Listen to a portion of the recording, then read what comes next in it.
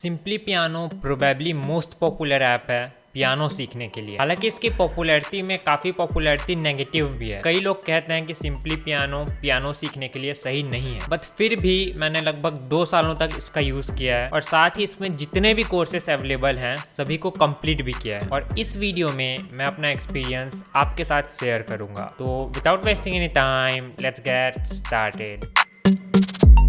2 साल पहले Aladdin movie का स्पीचलेस सॉन्ग सुनते वक्त मुझे अचानक पियानो सीखने का मन हुआ और बहुत सोच विचार के बाद मैंने केसियो का एक कीबोर्ड खरीद लिया। अब मैं बता दूं कि इससे पहले तक मुझे म्यूजिक का एम भी नहीं आता था। मुझे केसियो एक ब्रांड नहीं बल्कि एक अलग इंस्ट्रूमेंट लगता था। इतनी बुरी हालत थी मेरी म्यूजिक में। एनीवेज कीबोर्ड खरीदने के बाद मैंने कुछ यूट्यूब वीडियोस देखे और जो भी एकदम बेयर बेसिक्स हैं जैसे कि सारे गा मा पा कहाँ से बजाना है वो सब मैंने इन यूट्यूब वीडियोस से सीख लिया। और इन्हीं यूट्यूब वीडियोस के बीच मेरी मुलाकात हुई सिंपली पियानो से, क्योंकि सिंपली पियानो का मार्केटिंग बजट इतना है कि चाहे आप कोई भी पियानो का वीडियो खोलो आपको सिंपली पियानो के एड्स दिख ही जाते हैं। और यहीं से मैंने सिंपली पियानो को डाउनलोड कर लिया।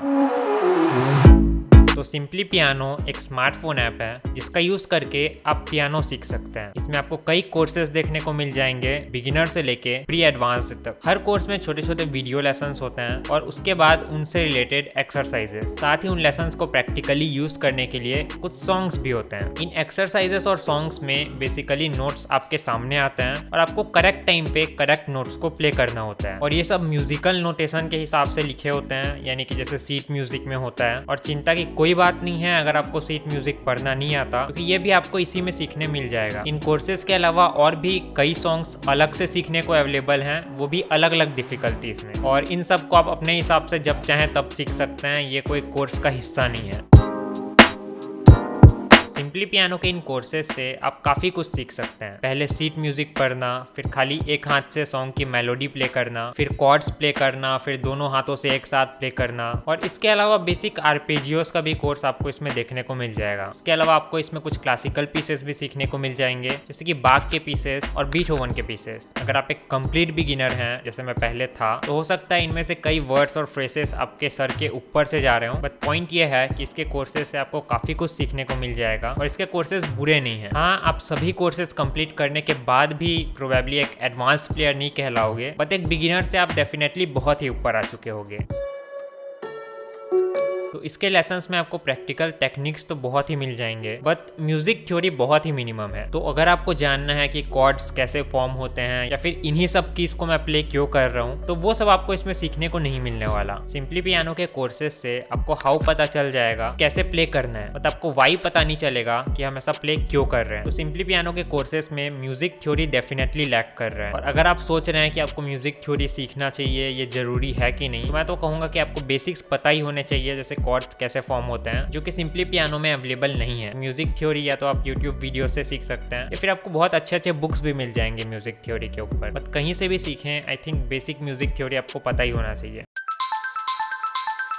एक बहुत ही कॉमन क्वेश्चन है कि सिंपली पियानो से पियानो सीखने में कितना टाइम लगेगा। अगर यहाँ पे हम सीखना मतलब मान रहे हैं कोर्सेज को कंप्लीट करना, तो ये डिपेंड करेगा आपके ऊपर और इस पर कि आप इस पे कितना टाइम स्पेंड करते हैं। अराउंड 30 to 40 मिनट्स डेली इसका यूज़ करते करते मुझे 1 ईयर से ज़्यादा का टाइम लग गया इसके सभी कोर्सेज को कंप्लीट करने में। अगर आप इससे ज़्यादा टाइम स्पेंड करते हैं तो इसको और जल्दी भी कंप्लीट कर सकते हैं। बट रही बात टाइम की, तो टाइम तो लगेगा। अगर आप सिंपली पियानो से एक हफ्ते में बिगिनर से प्रो पियानिस्ट बन जाने का सपना देख रहे हैं, तो वो प्रोबेबली ट्रू नहीं होने वाला। तो सिंपली पियानो में एक बहुत ही बड़ा प्रॉब्लम है जो कि आपको पियानो से नफरत करवा सकता है, इसका नोट रिकॉग्निशन। तो जब आप इसके एक्सरसाइजेस में या फिर सॉन्ग सीखते वक्त इसमें शो हो रहे नोट्स को अपने पियानो पर प्ले करते हो, तो ये आपके स्मार्टफोन के माइक से उस साउंड को सुनकर डिटेक्ट करता है कि आपने कौन सा नोट प्ले किया है। लेकिन यह हमेशा सही नहीं होता। हाँ, आपके पास मीडी का भी ऑप्शन है अगर आपका कीबोर्ड मीडी सपोर्ट करता है और आप अपने स्मार्टफोन और कीबोर्ड को मीडी से कनेक्ट कर सकते हैं। तो मेरे कीबोर्ड में मीडी का सपोर्ट था और मुझे यह प्रॉब्लम कभी नहीं होती। और मैं यहाँ बैठकर और भी तारीफ कर रहा होता सिंपली पियानो की, बट उसका जो मिडी पोर्ट है वो काम नहीं कर रहा था लाइक स्टार्ट से ही, और मैंने उसको कहाँ ना कहाँ भेजना पड़ेगा उसको रिपेयर करवाने के लिए करके नहीं भेजा, और वो अब भी काम नहीं कर रहा है। और इसी कारण मुझे ये प्रॉब्लम इसमें फेस करने को मिली, क्योंकि स्मार्टफोन के माइक से इसका नोट रिकॉग्निशन हमेशा सही तरीके से काम नहीं करता। कई बार ये नोट्स को गलत डिटेक्ट करता है तो और लाउड बजाना पड़ता है, फिर भी डिटेक्ट नहीं करता तो और लाउड बजाओ, फिर भी डिटेक्ट नहीं कर रहा है तो फोन को उठा के अपने पियानो के स्पीकर के पास ले जाओ, और फिर भी डिटेक्ट नहीं कर रहा है तो फोन को फेंक दो।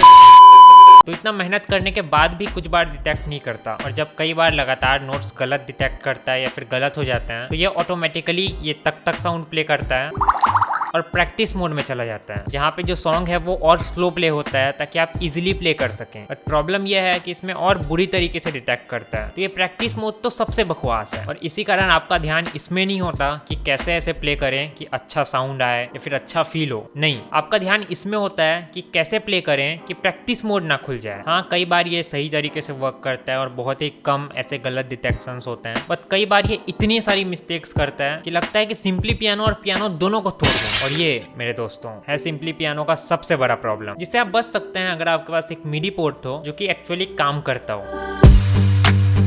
मेरे हिसाब से इसका नोट रिकॉग्निशन प्रॉब्लम एक मेक और ब्रेक फैक्टर है। अगर आप इसको सह सकते हो या फिर आपके कीबोर्ड में मिडी पोर्ट है तो इसका यूज करने में कोई नुकसान नहीं है। अलग अलग सॉन्ग्स को प्ले करके अच्छा खासा प्रैक्टिस भी हो जाता है, और भले ही आप म्यूजिक थ्योरी ना सीखो बट कई चीजें प्रैक्टिकली प्ले करना सीख सकते हो। और इसीलिए अगर आप इसका यूज कर भी रहे हो तो मैं रेकमेंड करूंगा कि सिर्फ इसी का यूज मत करो। इसके अलावा यूट्यूब वीडियोस, बुक्स और बाकी जो भी सोर्सेस हैं आपके पास पियानो के लिए, उन सभी का एक साथ यूज करना ज्यादा बेहतर होगा। साथ ही सिंपली पियानो में आपको मेनली वेस्टर्न म्यूजिक ही सीखने को मिलेगा, और सॉन्ग्स भी वेस्टर्न सॉन्ग्स ही होंगे। तो अगर आप इंटरेस्टेड हो वेस्टर्न म्यूजिक में तो फिर तो अच्छी बात है, बट अगर आप इंडियन म्यूजिक सीखना चाहते हो या फिर इंडियन सॉन्ग्स के साथ सीखना चाहते हो तो वो सब आपको सिंपली पियानो में नहीं मिलने वाला, वो सब आपको अलग से ही सीखना पड़ेगा। और अगर आप इस नोट रिकॉग्निशन प्रॉब्लम को नहीं सह सकते देन भूल जाओ इस ऐप को। तो ये था मेरा एक्सपीरियंस सिंपली पियानो के साथ। ये कोई फुल रिव्यू नहीं था, लाइक हमने इसमें प्राइस के बारे में बात नहीं किया कि क्या इतना प्राइस देना सही है या फिर नहीं है। उस सब से रिलेटेड आपको ऑलरेडी कई वीडियोस मिल जाएंगे यूट्यूब पर। मैं बस अपना एक्सपीरियंस शेयर करना चाहता था, जिसके बेसिस पे आप डिसाइड कर सकते हैं कि आपके लिए सिंपली पियानो से पियानो सीखना सही रहेगा या फिर नहीं। और बाकी आपके जो भी क्वेश्चंस हैं या फिर थॉट्स हैं सिंपली पियानो से रिलेटेड आप कमेंट्स में डाल सकते हैं। और इस वीडियो में बस इतना ही था। Thanks for watching, keep watching Techno Web hub.